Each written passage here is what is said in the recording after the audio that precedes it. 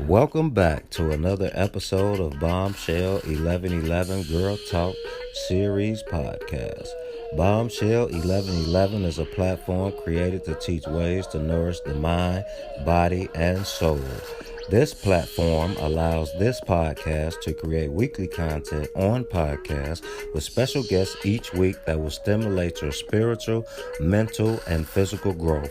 The podcasts are played on social media platforms such as Spotify, YouTube, Anchor Radio Station, Apple Podcasts, and more. This station has been created to allow us to interact with each other to share knowledge, wisdom, understanding, and light. So without further ado, please help me welcome your host and founder of Bombshell 1111 Girl Talk Series, Kia.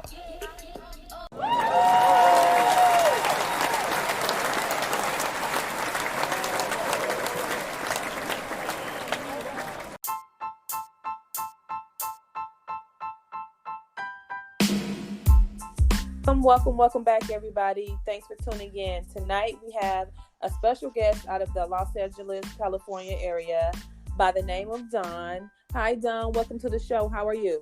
I'm great. How are you? I'm great. Despite the circumstances with being quarantined. Exactly. I'm doing good. Thank you so much for coming tonight and being a part of Bombshell 1111 podcast. Go ahead. I'm sorry. Oh, thank you for inviting me. Thank you so much. I'm so grateful. You're very welcome. I've already did a short intro at the beginning of the podcast in reference to who you are, but I would rather you do an introduction for the listeners to let them know who you are and what, pretty much what we're going to be talking about tonight in reference to your career. Okay, that sounds great. You ready? I'm ready. All right. Well, I am Dawn. Like Bombshell said, I am the owner of Infinite Queen Natural Products and Infinite Queen Natural Healing. I provide numerous amounts of services, and we're going to be talking about that during this time. We'll be talking about some of the things that I've done and places I've been and things I've been through and a little bit of everything. I provide a lot of counseling services, all sorts of counseling services, all sorts of career support services, social work services. I do a little bit of everything, and we will be talking about that now. I'm in the Los Angeles area, like Bombshell said, and I've been out here a little over 2 years. I'm from Detroit, Michigan. Shout out to Detroit. Shout out to Detroit. Hey, Auntie. Hey, yep. Family in Detroit too. Hey. Yes. Okay. So yes, I am out here in Cali, starting fresh. Well, it's not too fresh. I'm 2 years in, but I'm still a newbie for Cali, and I'm just doing me. That's about it. So how long have you actually been in the counseling career counseling field? Okay, I was thinking about that. Between social work, career support services, and counseling, we have a total of around 6-7 years of experience. However, if you want to go like with each one, social work, that will be the longest because I started out in social work. That was my first thing I did. I have my bachelor's in social work. And then after that, then I went to do career support to be a career support specialist. And I did that I've been doing that now for about a good 4 years. And then counseling, I've been doing that for about a good almost 3 years. So it all adds up. Okay. Yes. Okay. And what exactly inspired you to do counseling? Okay. Very, very interesting story. I'm going to try to keep it short and precise. Okay. Life. Let's say life, because of where I'm from, what I've seen, what I've been through. I am from Detroit, Michigan, like I said, and I have a lot of family and friends who have had experiences or problems with mental health, physical health issues, mental health issues, people who have had issues with substance abuse, family members who've had issues with the prison system, a little bit of everything. So life was like my biggest teacher. Plus, I'm a life path number 9. If you don't know your life path, look it up. With the 9 is the humanitarian. So, like, I kind of was born into this. I was born to be a counselor and career support specialist and social worker because, like, it's just my nature. It's just who I am. Yeah. Well, you sound very excited about your profession and your career as being a counselor. Yeah. What has been your greatest achievement with a client or a patient in counseling, either in the mental health, behavioral health field, or either in the career counseling field? Okay, I have a little bit for each, and in social work, I would say the best thing I did in the social work, my favorite thing I did, I developed the curriculum. You know, and with the curriculum, it was for children, or not children, let's say young adults or people who are in high school, like high school age. And I worked with them after school. I taught an after school program. It was called the GLOW program. And I developed the whole thing. And I taught the kids about anger management, self-esteem, conflict resolution. These were all kids that were on the verge of being expelled. So I was able to, you know, help them all. They all graduated. I had a certificate, ceremony and stuff, and they all went on to do great things. So that was in social work. Now, in career support, my favorite thing, my greatest accomplishment, I mean, I had a lot of accomplishments, but one that will always stick with me was when this is when I was still in Detroit, and I was working with a client with career support who had just got out of prison, who had a long record and had been in and out of the system his whole life. He didn't have a lot of work experience, but I was able to develop his resume. I was able to do cold calls and like I found him a job, like a good job, full-time job, a well-paid job, you know, and that was like something that nobody else was able to do. Other people had tried to help him with that, but I actually was able to do it. You know, and then in counseling, like my greatest experience, I will say today is a client I had when I worked as a substance abuse counselor, because I was also I did a lot of things because I did case management and counseling. So like I've done it all, you know, and I really have. I've done it all. And because of that, when I was able to work with her in substance abuse, I was able to teach her some meditation techniques. I was able to work with her with counseling, changing her life around. She was, it was substance abuse. So she had like a long history of substance abuse issues. And I was able to help her get herself squared away. I got her into some NA and AA, you know, and I helped her get her life going and helped her get a job. And when I saw her again, even after the process, you know, even after she left, because the place I worked at was a live-in type of place. So, you know, they were there for 6 months. And when I saw her again, she was a whole new woman. And it made me feel so good, you know, just knowing that I was able to help her to transform her life.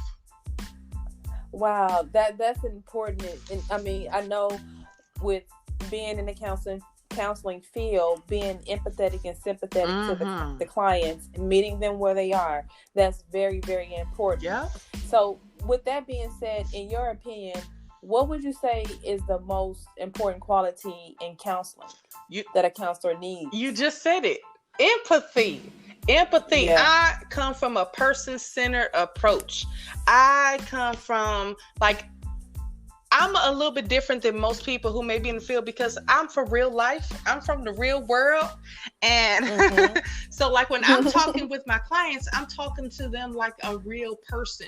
I'm not looking down at them. I'm talking to them like I am them, because I can see myself in a lot of my clients because of where I come from to be who I am today.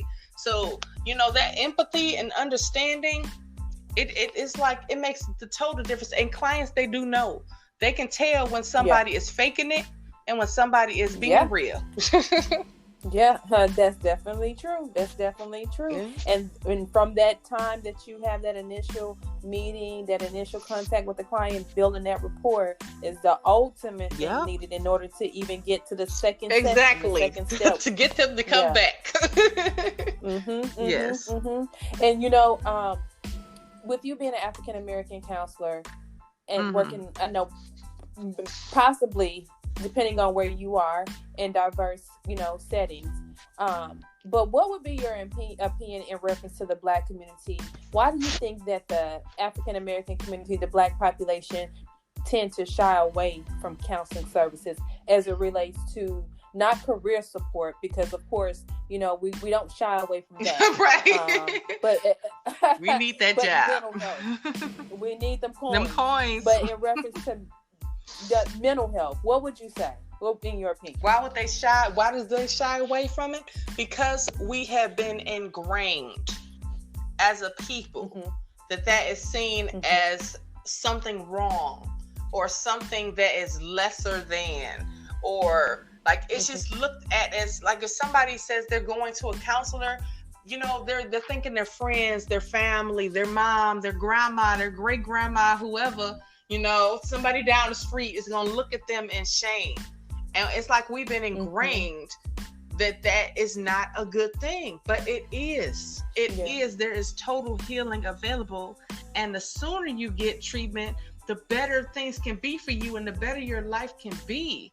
But a lot of us, we just have been told our whole life that you don't want to go see a counselor. You don't want to see a therapist. You don't want to see anybody. You keep it to yourself.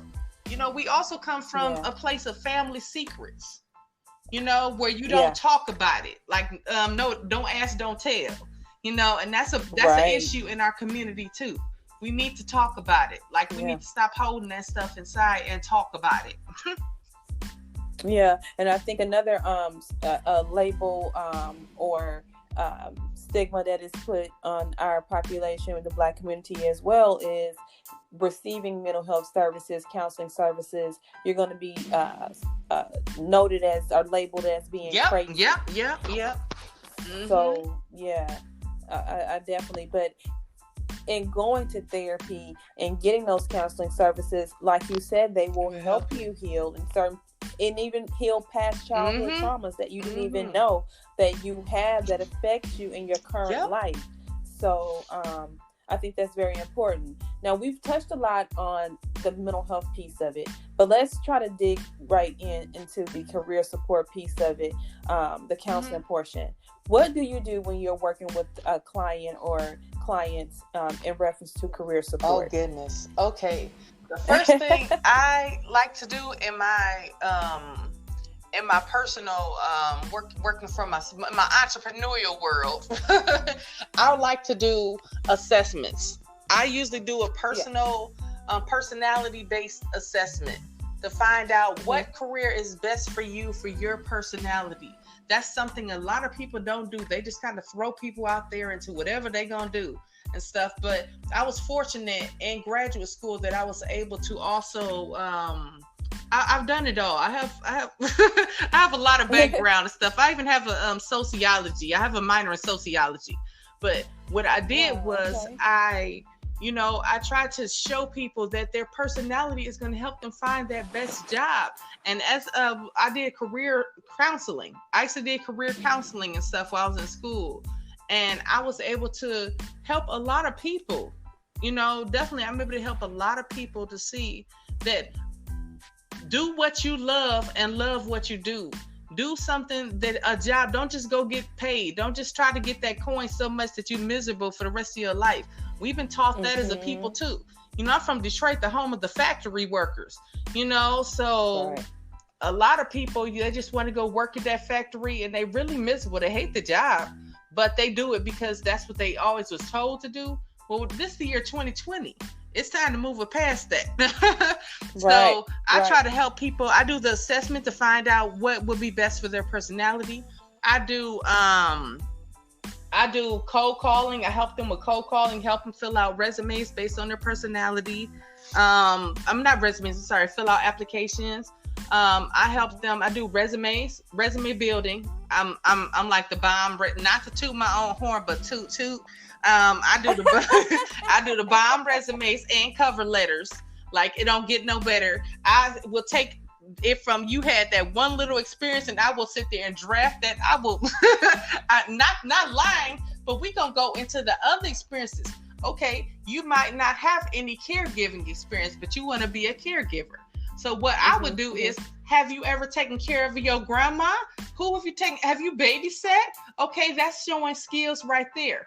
That's skills, that's crafts, Right. and we're going to build a resume based on those experiences.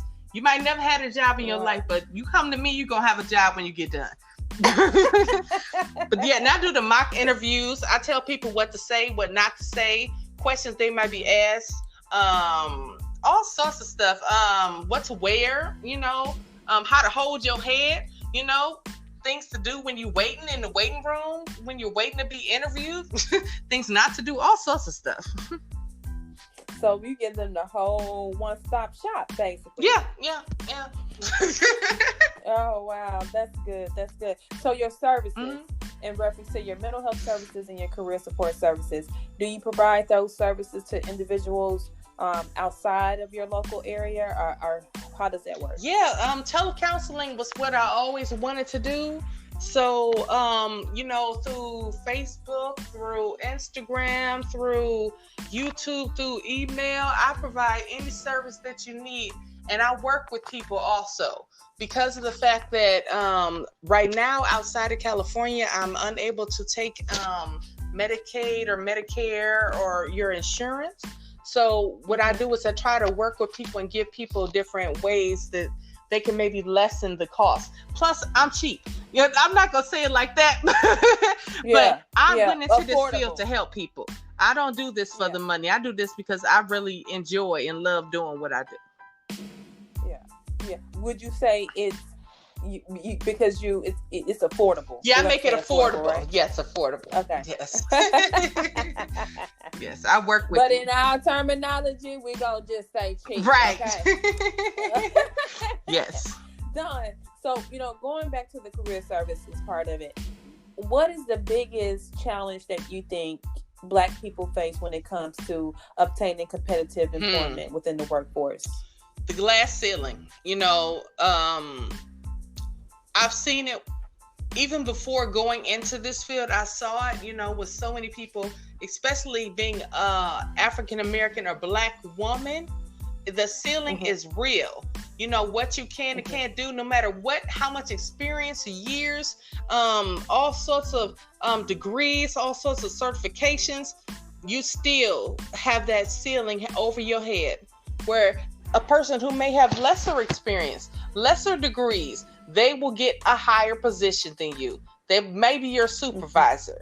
And that happens a lot of times. And the glass ceiling, I really, at first it was mainly just for women, but I have seen this in men also, in being an African American or Black man, the things that he's going to have to experience. Like I said, he might have the same or more degrees, more experience, but being able to rise above, people are already looking at you as a Black man or Black woman, that you're going to not be able to do the job, that you're going to be lazy, that you're not going to be able to take the initiative and stuff. They already are thinking these things and stuff. They've already looked at your application. They see your name is Shaquanda or Tyrone. So they're already judging you before they've even seen you, And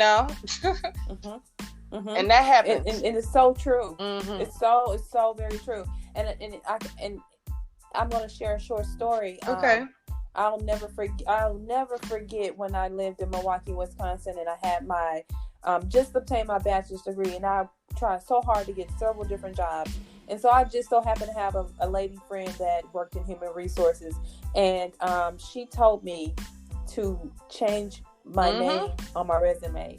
Instead of saying Lekeya, Lekeye, just say Kia, Keya, because with that name, they have no idea what racial background I come from. Exactly. And it's so crazy. But when I decided to move out of state, I literally was getting job calls for interviews back to back. And I was like, oh my gosh, she was right. She was right. Girl, so you're right. You know, it's funny you just said that, because I was talking to my mom about that. Like, the reason she named me Dawn, you know, she could have named me whatever she wanted to name me. But like, we were all had these kind of names like Dawn and Susan and Stephanie and, you know, stuff like that. Because my family members, because like my mom, she was honest and she was real. And she was like, I had to give you a name like that so that you would have a chance to make it. Like, she really said that, you know, and that's so sad, but it's the truth. People, it's very sad. You know. What when you, and that's good that you touched on the word judgmental. What suggestions, coming from a counselor's point of view, would you give a person who has a background criminal history seeking to find employment? Because, you know, that's very difficult for that particular population. Well, you know, I told you about the guy who I worked with, who I was able to help him, and it was not easy because but I got it done. If you have a criminal background, come to Dawn. No, I'm not going to say that, but I am. I said it. but another thing is be an entrepreneur, because if you are an entrepreneur, you don't have to deal with the stigmatisms and the discrimination that you may have to face in the workforce, you know, and trying to find something that you can do if you have a criminal background and stuff. So it's important to find something, like I said, find something that your personality is good for. Find if you want to get a career and work for somebody else, find a place that hires ex-felons or criminals, or, you know, people who have any kind of criminal background. You will find something like that, a place that hires people, or be an entrepreneur and start your own. I've seen a lot of men who had criminal backgrounds. They became barbers. They went to barber school and they became barbers. I've seen a lot of people become salesmen. I've seen a lot of people become cooks. You know, I mean, cooking for themselves, you know, starting their own business, stuff like that. Yeah. I don't know, like, before my past, I did a lot of career counseling services, and like you said, that is something they kind of have to pick up and train. But, you know, I know before in West End, they had a rehab service, clients to be able to get additional skill services needed. Do you do any of those types of things, like support you do, but do you do like social coaching? Do you do any of those types of services? I do, yes. I do all of that. Now, as far as like you, and just the career support or counseling? With the career support piece of it.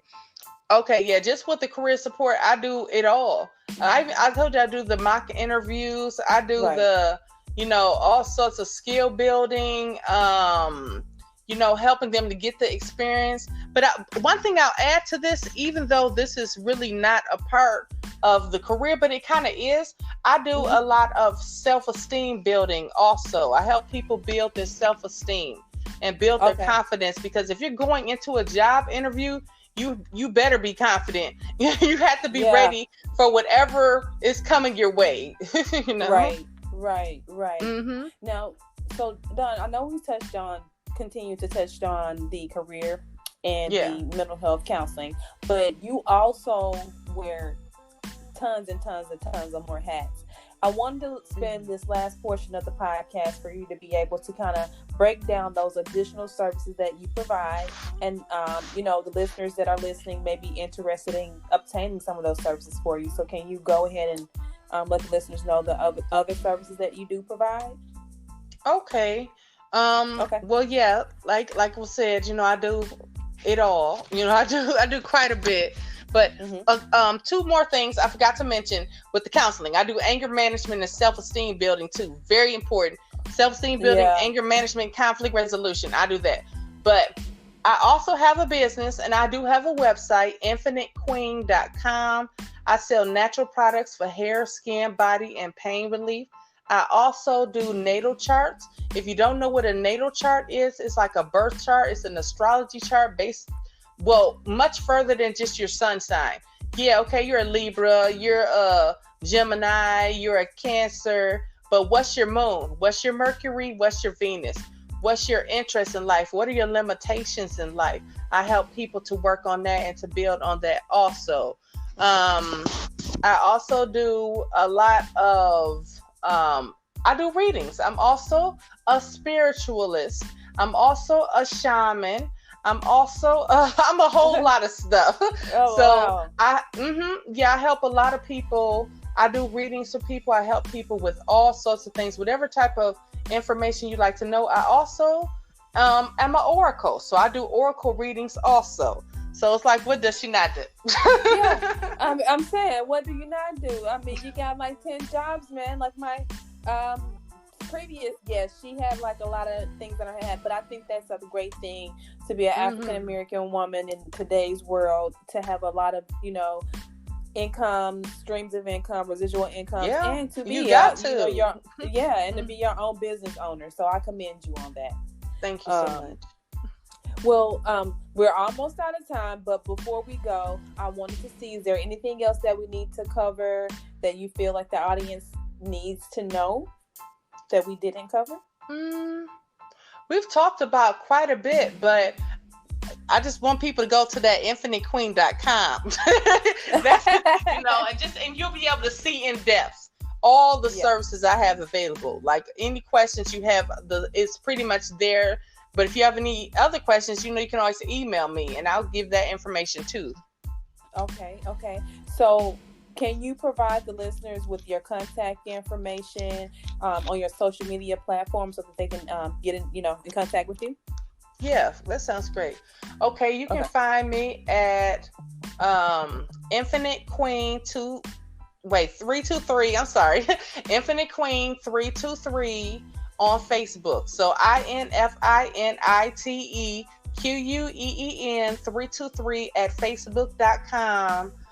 Or you can find me also at Instagram at Infinite_Queen 323. So it's pretty much the same thing.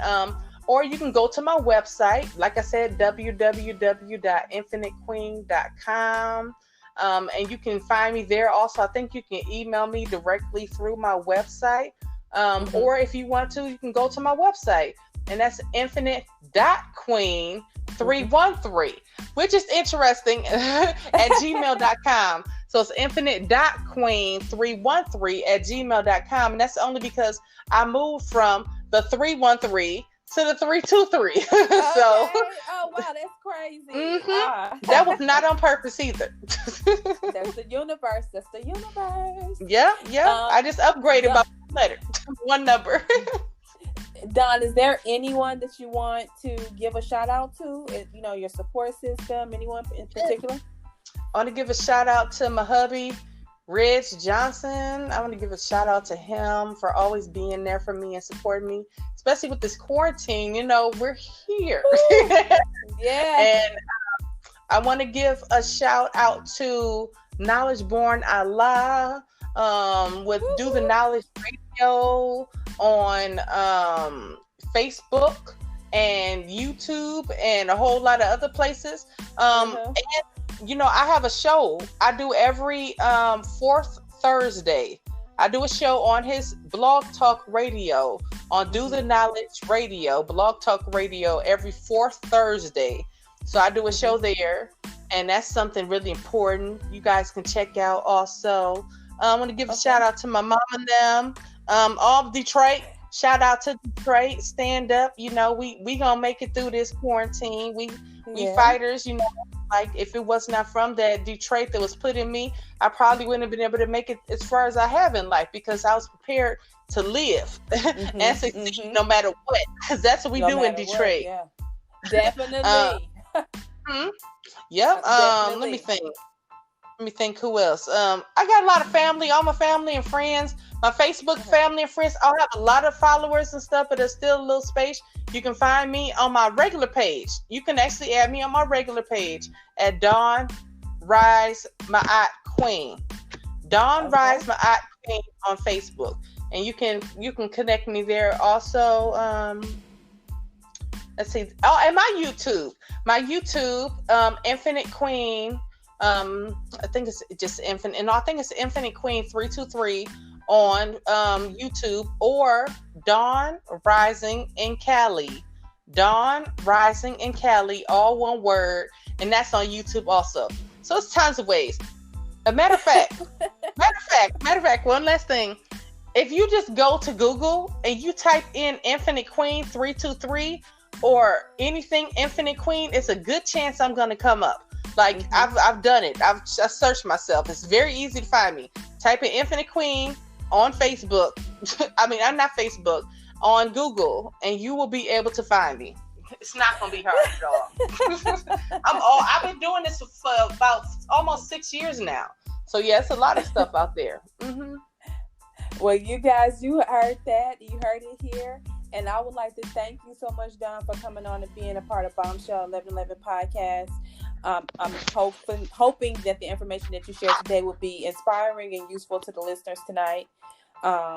And you guys, with that being said, thanks so much for tuning in. If you enjoyed this podcast, please make sure you subscribe so you're notified when a new episode is posted. Rate, review, and share this podcast with your family and friends. Thanks so much for listening, and I hope you're leaving with some valuable information that can help you on your personal journey. Also, check us out on Facebook, YouTube, and Instagram at Bombshell 1111 or at Bombshell 1111 TV. You can also check out our mental health page, Your Health is Your Wealth, on Facebook, which is a page created to inform and support individuals with mental health and other health conditions. And with that being said, always remember, you guys, you are a bomb within your own shell. And until next time, peace, love, and light.